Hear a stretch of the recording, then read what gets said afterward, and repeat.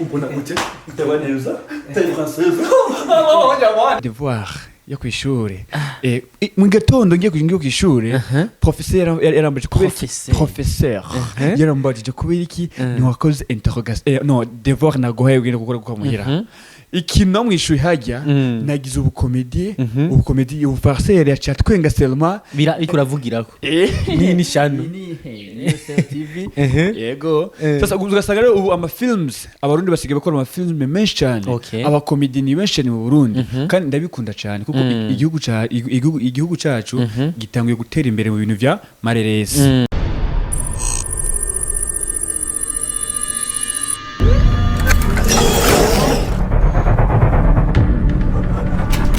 Yes, nguko vyama misi yose murabizi tugeze kuri kamera za Niyoser TV ntitubasondeka tubazanira abagezweho abari ku mwanya ni Edison ndayahoze ndi kumwe na Arkeni kuri kamera za Niyoser TV. Uyu munsi ubona ko ibintu bimeze neza ariko imbere yuko mpikaze uno mugabo mubona hano kuri kamera za Niyoser muravye mu maso byonyene gusuca utwenga nibyo yeye na nakambia diatarika nangwe ndamutse abarundi kazi bari hano ku butaka bw'u Burundi anabandi bari kaze y'igihugu ari mu bihugu duhana imbibe ubwo urumva ndazi mukanya nuno mugabo nawe nyene acitangura amanika ibiganza hanyuma abaramutse ibintu bigende neza ndi kumwe na Yasoni benshi muramuzi Yasoni batazira ndikabutura yeye na waye yego ndi kumwe na Edison petit frère wanje nta gusa asumba ubugangi ni housing yani kangahe di petit frère wawe yego petit yangu reka indizo urabona umutipe gusa uyu mutipe andutimya kibiri je nkaba ndamuruta amezi 8 wabiharuye gute reka je fise byinshi rimwe kabiri mpaka 8 yego na myaka 2 ndagusumba ni petit frère Selma yese numeze neza nsaradi kwe urakomeye ndakomeye benshi barakuzi ariko hari nabifuza kumenya gusumba ku bantu bifuza kumenya Yasoni gusumba ko bamuzi muri Bisanga mandi ninde Yasoni ni comedienne yabigize umwuga yabigize imyuga muhame ikirundi kinalamba leo kinalomba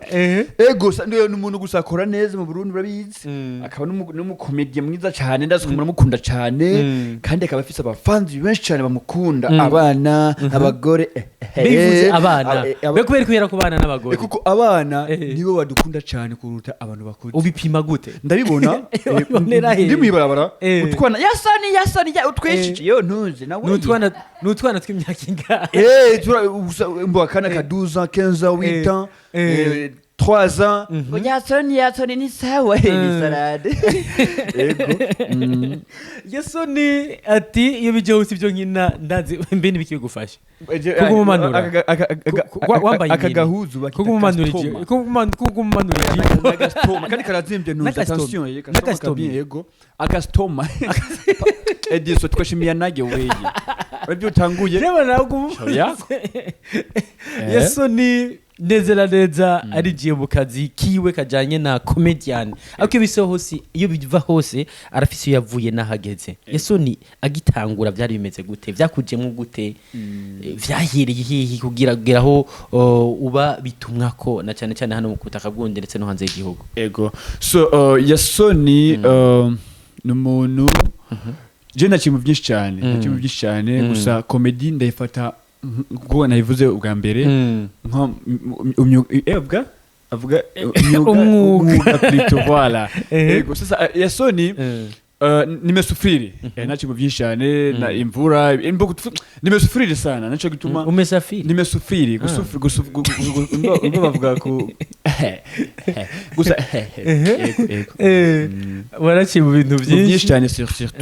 yego abariko baratwumviriza arifuza kumenya ibyo bintu Yasoni yakiyemwe n'ibintu nyabaki kugira ngo wisange uri mu bantu batwenza uzi ko ushobora gukina abantu bakatwenga bakaraba wabyimvisemo gute byakukimwe gute so ni don impano yanje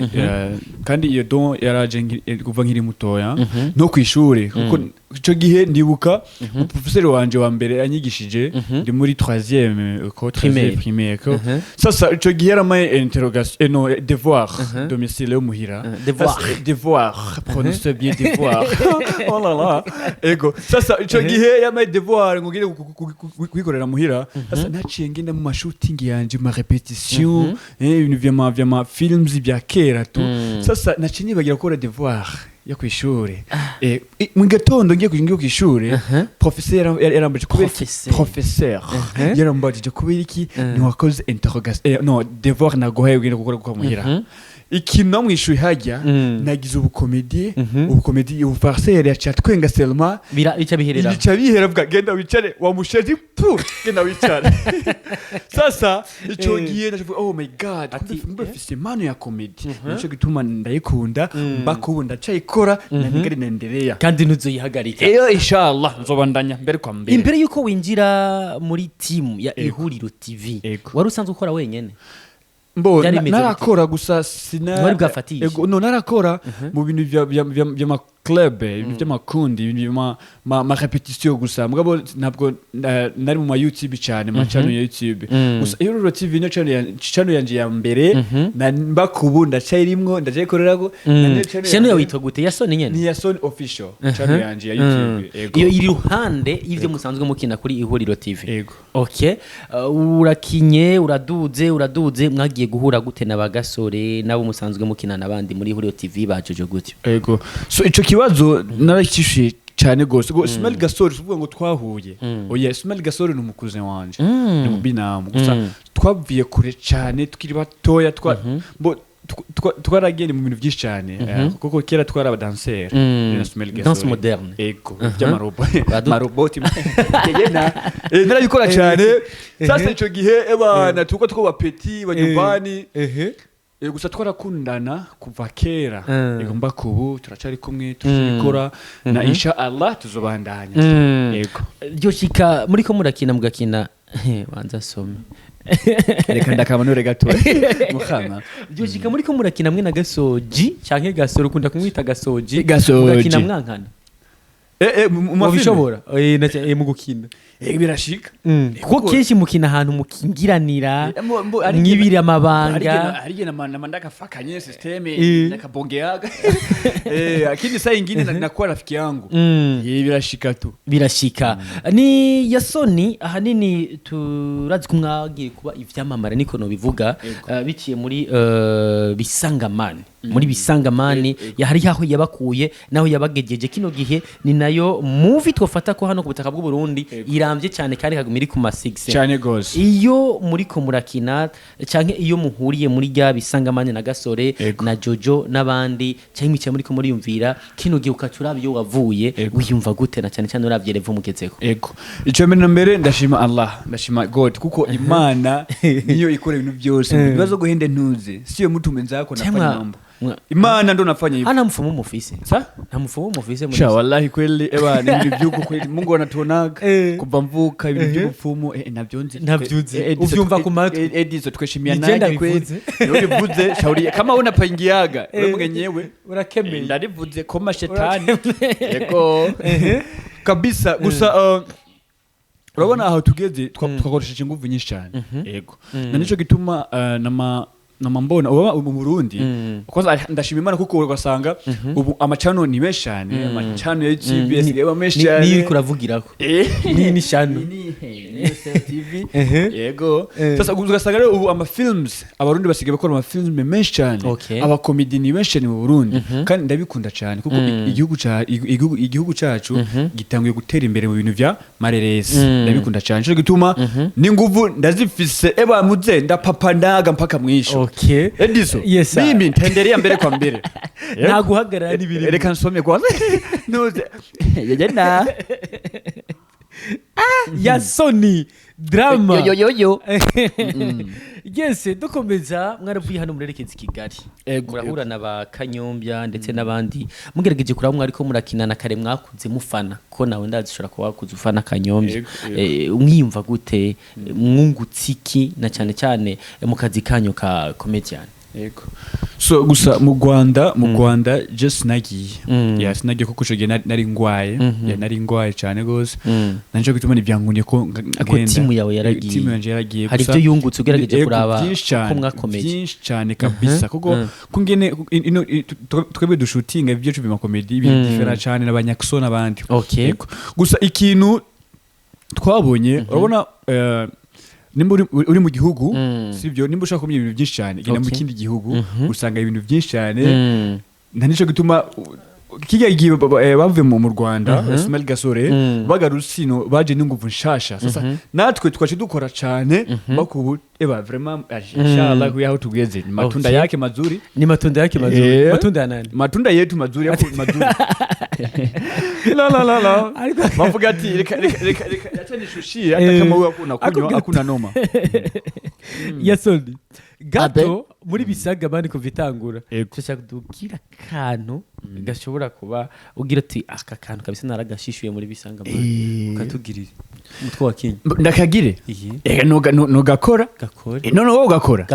ebe ntuje reka ndakubwira ukuri rero bijya bintu bijya bumvitse ndivyo shauri yako nishakwambia mie nenda bakwambie kuwa haraka fanya Jojo bacha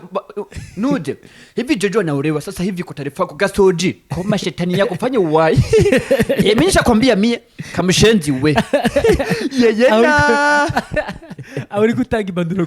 kwa gasoji akwakwaje kwa sababu Chris ataramudogo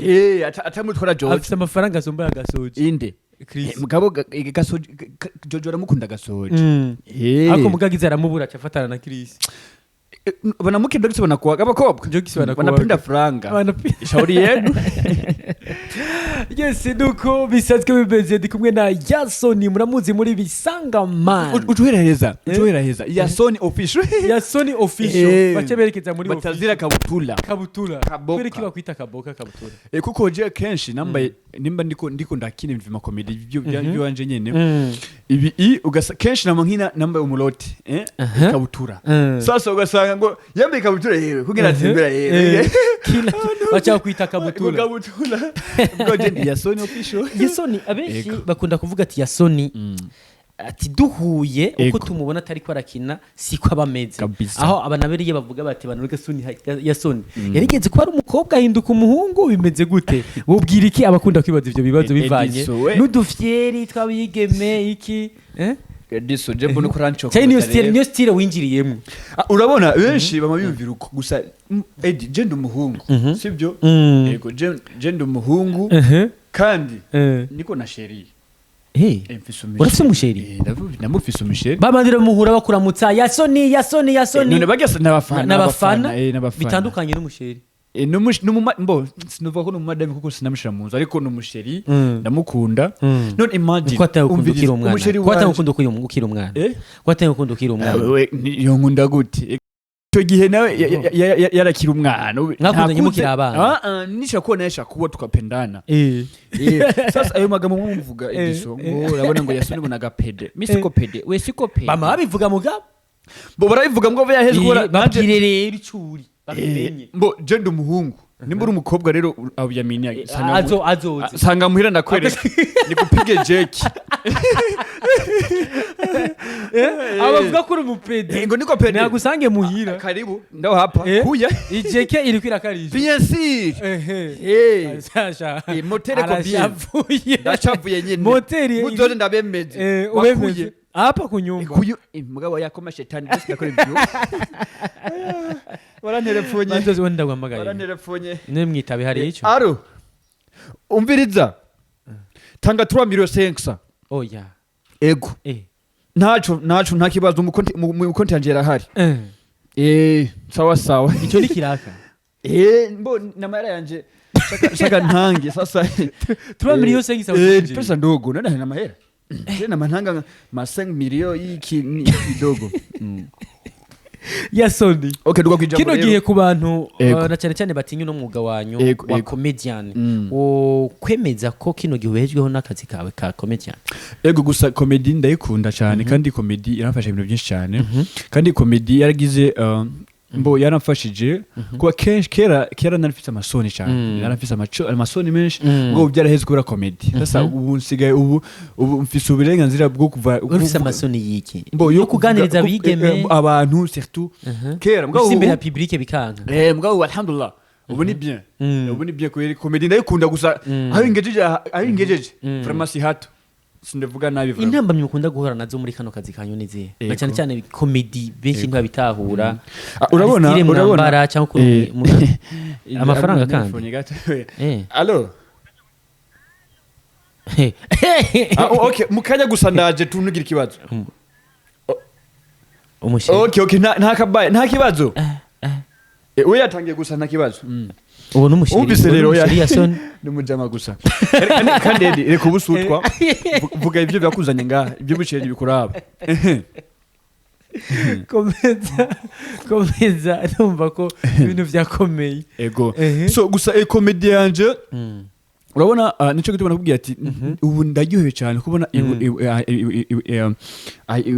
uko mwatanguye nuko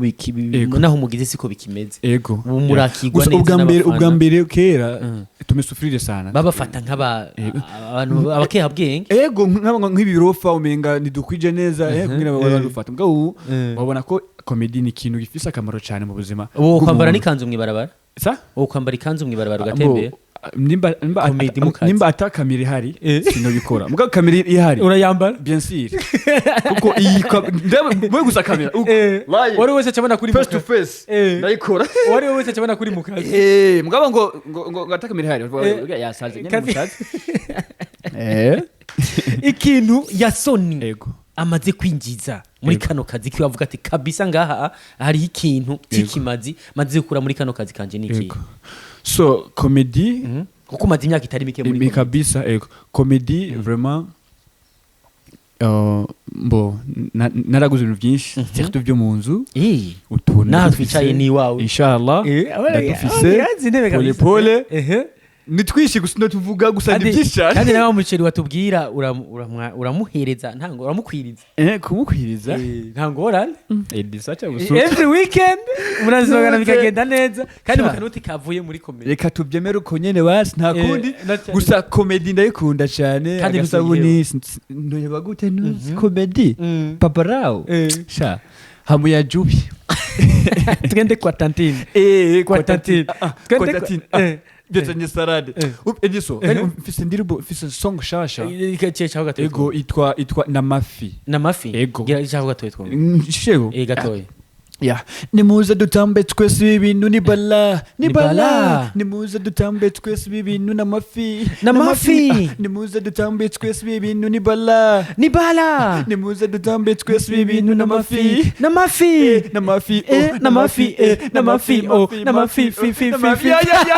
Baduze. Na yeye. Ediso. Izoba ni fire. Ibiti yanje binakwambia ngo iri kwa Liza Classic Master Music niko mutipe namwemera cyane 5G narizi ngo DJ Khaled ariko arayikora ya kabiri yaramaze kumurikira project zamani bimeze neza ubu ni sarade kira kantu abariko baradukurikirana imbere ko duhera heza bwana Yasoni gusa abafana abafana aba Neo Cell TV navuga abafana cyangwa abafanzi bayo cyangwa abakunzi bayo ababone ba Neo Cell TV ndabakunda cyane nimba kurambona muri ako kanya ubu nyene gira subscribe direct kuri Neo Cell TV sabye please bikore yego aba nibagire kugira subscribe muri channel ya Yasoni official